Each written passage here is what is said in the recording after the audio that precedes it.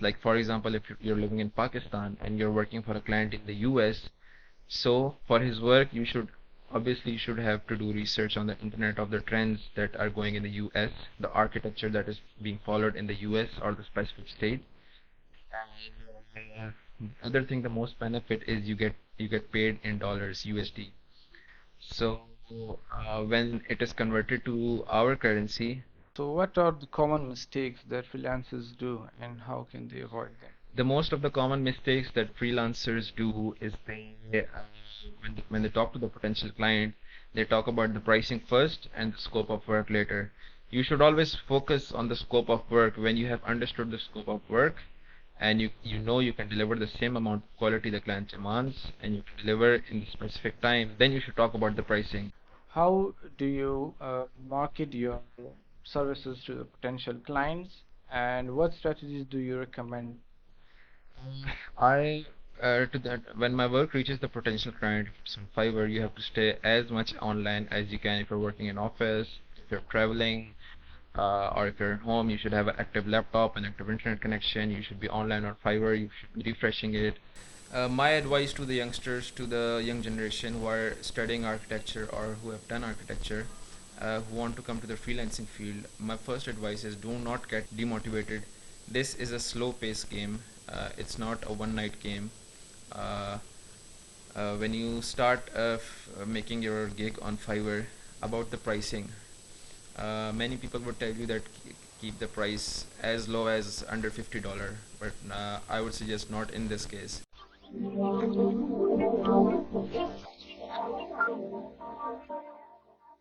Bismillahirrahmanirrahim. Today we'll be having a new podcast session with architect 𝗗𝗲𝘀𝗶𝗴Ｈ, uh, who will be with us in today's session. We will discuss about freelancing on Fiverr and other platforms, about architecture and other related fields. So welcome, 𝗗𝗲𝘀𝗶𝗴H, and kindly introduce yourself, and then we will start our podcast. Thank you, Architect Adan Mangal. Thank you for having me. It's a pleasure. As you said, my name is Architect Umar Zishan. I have done my bachelor from architecture from UET Ahmedabad from 2017 to 2022. The major subject we had was architectural design. As talking about freelancing in architecture, freelancing is a vast growing field, not just in Pakistan, it's growing in the global village in the whole world. Uh, Freelancing is basically when we use our skills and platform. For example, we have Fiverr, we have Upwork, we have freelancer.com, and etc. These websites help us with freelancing. In architecture freelancing, we have like creation of floor plans, creation of renders, 3D visuals, which is required all over the world. Okay, so how did you started freelancing as an architecture and interior designer, and what inspired you to take this path? I started freelancing because I had a vast interest in softwares. I wanted to learn new softwares, and then I came to this platform, Fiverr, which helped me to learn softwares and earn money, which is the basic necessity of life. So I made up my profile on Fiverr in 2018, and I started taking projects.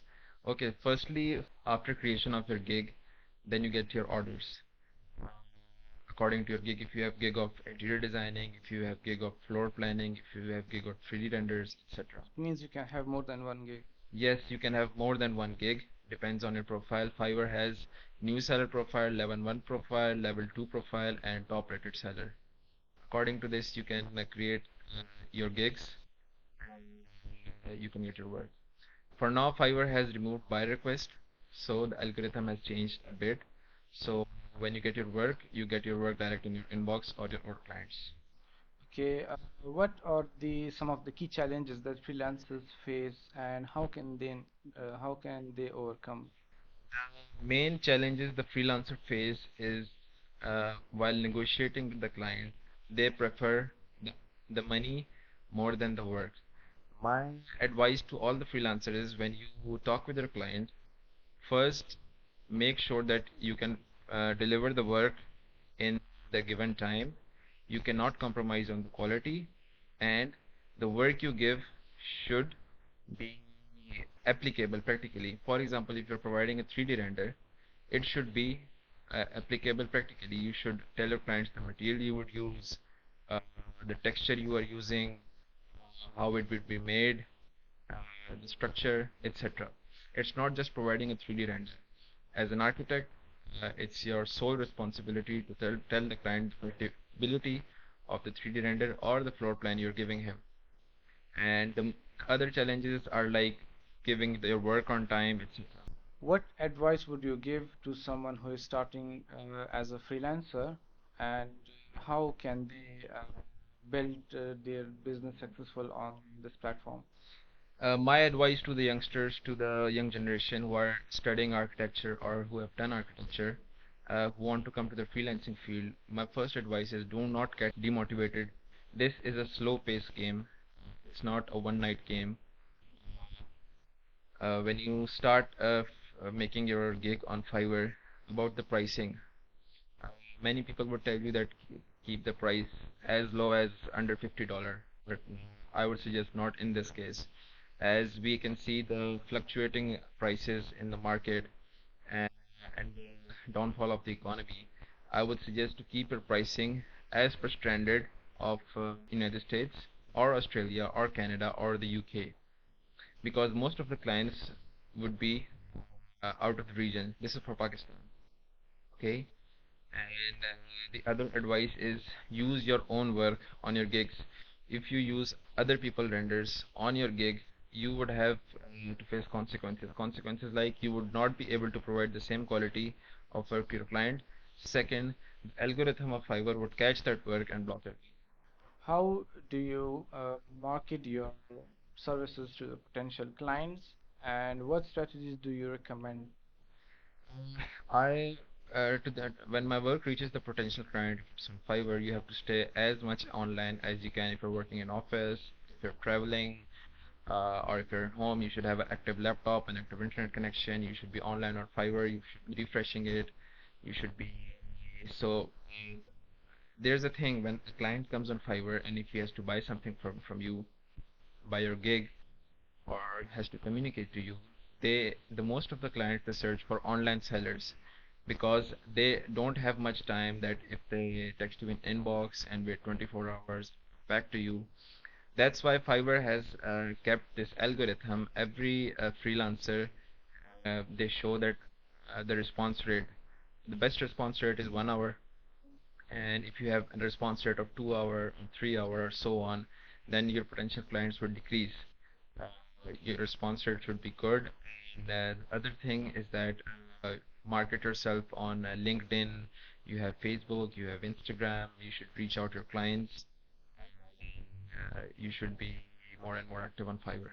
Okay, so what are the common mistakes that freelancers do, and how can they avoid them? The most of the common mistakes that freelancers do is when they talk to the potential client, they talk about the pricing first and the scope of work later. You should always focus on the scope of work. When you have understood the scope of work and you know you can deliver the same amount of quality the client demands and you can deliver in the specific time, then you should talk about the pricing. Nowadays, most of the youngsters they get the pricing first and they cannot deliver the work because um, it's somewhat high potential or their workstation cannot handle it. Then it comes delay, and when it comes delay, it comes to order cancellation, and when it comes to order cancellation, your profile goes down. So, first, do not do haste, as it said, haste makes waste. So, first understand the scope of work, uh, and and when you have confidence that you can deliver the same work in the amount of time, then talk to client about the budget. Okay, so how do you stay up to date with the latest trends and techniques in your field, and what resources do you recommend to other freelancers? I stay up to date as I'm working in Art 360, which is the biggest firm in KPK, and it is working on the most tremendous and the most advanced techniques and trends. So personally, I get up to date while working in office, while talking to clients, communication, builders, etc. The latest trends and techniques you can get on YouTube, you can get on Instagram. You should follow the person on YouTube or Instagram or Facebook who are most advanced in software, or who are using latest software. Most probably resource that I would recommend to the youngsters or the one who are coming in freelancing as an architect is you should buy a sketchbook. You should buy a pencil. You should buy colors. You should start A good computer. and then you should you should have a high quality computer, a good graphics card, a good workstation that can handle your work, because the softwares which are coming nowadays require heavy workstation. You should have a heavy workstation. And when you are giving a proposal or when you are doing the brainstorming process, do use sketches. Sketches are your best friends. Do your sketch, then on your workstation, bring it to life. How do you balance your workload? And how do you manage your time effectively? Huh. And what tools and techniques do you use to stay organized and productive? I manage time like when I take an order on Fiverr, I see my routine. If I can deliver the work in 5 days, I take 10 days from the client. If the work can be done in 15 days, I take 20 days from the client. I give a question, because I when I take a project, I give my time to the project in initial stages, the most of my time, so I can if a project is taking 10 days, I can complete it in 2 to 3 days. Then the rest of the days I can recheck it, go back to the drawing board, I can recheck it, recheck my mistakes. And other thing is, when you're doing freelancing, you should be not only dedicated to freelancing. You should continue your extra co-curricular activities like games. You should do gym. You should do walks. You should enjoy the nature. So you have your eternal peace. Your eternal peace is the most important thing while you're doing freelancing. If you're only dedicated to freelancing, then it's chaos. You should give your eternal peace the most. Okay, so what are the benefits of working as a freelancer, and how does it compare to working in a traditional design firm?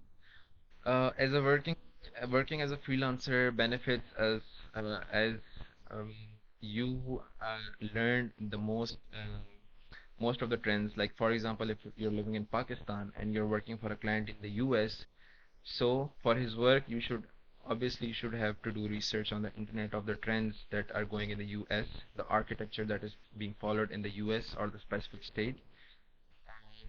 And other thing, the most benefit is you get paid in dollars USD. So when it is converted to our currency, that gives us most benefit. And working as a traditional designer, you would be paid in Pakistani rupees, and working as a freelancer, you would be paid in US dollars. So that's the financial benefit, and the benefit to your field is you get to learn the new trends of the outside world. Okay, so how do you handle the client feedback and revisions? And what strategies do you use to ensure that you deliver a high quality work that meets your client satisfaction and expectations? Handling a client's feedback is, I would call this professional ethics. Everyone should handle their client's feedback. Only the positive, I would not say negative feedbacks, but the feedback that is related to the work. If you have communicated with the client that you would provide him floor plans, the feedback should be only about floor plans, not that if he gives place an order of floor plan, then he tells you that he needs 3D renders or something out of the scope of the work. So you should firstly stay in the scope of the work, and in the scope of the work, handle his feedback professionally and ethically. And most of the thing is, give the client, if you're giving him the renders, give him high quality renders as per your gig and as per the examples you have sent to your client. If you have given high quality renders to your client in examples on your gig, and you give low quality renders to your client in your delivery, then obviously there would be a clash. You would get a negative feedback, and then your profile would go down, and Your account will go derang. yeah, your account will go derank. That is not good for you. So professional ethics, this is must. If it's in architecture, if it's in visualization, or if it's in your office or anywhere else. So if you remain bound to this, then you will always get good feedbacks. Our last question for today is that what are some of the important skills that a freelancer in the field of architecture or interior design should possess, and how can they develop those skills over time? Okay, the skills, when you are an interior designer or an architect, you should know the work from the field. For example, you should mostly visit the construction sites. You should know how a building is made. You should visit the construction site of interiors. You should know how interiors are made. And when you have the specific knowledge of construction, then you can come to the drawing board. You can sketch. You can use your softwares. For example, if you know SketchUp, use SketchUp. If you know Revit, use Revit. You can use Max. Softwares are just a source of the language then you can depict to your client of what you're thinking of or what you're making of or or what you want to construct. If you are making something in a software or a model, that should be practically possible. That's the first thing. Thank you so much, Architect Omar Zishan Khan, for having a podcast with us. It was very informative, and we will see to have you in future sessions as well. Thank you so much. It's been a pleasure, Architect Adan Mangal, and I would thank Art360 for creating this platform, and I wish you guys best. Thank you.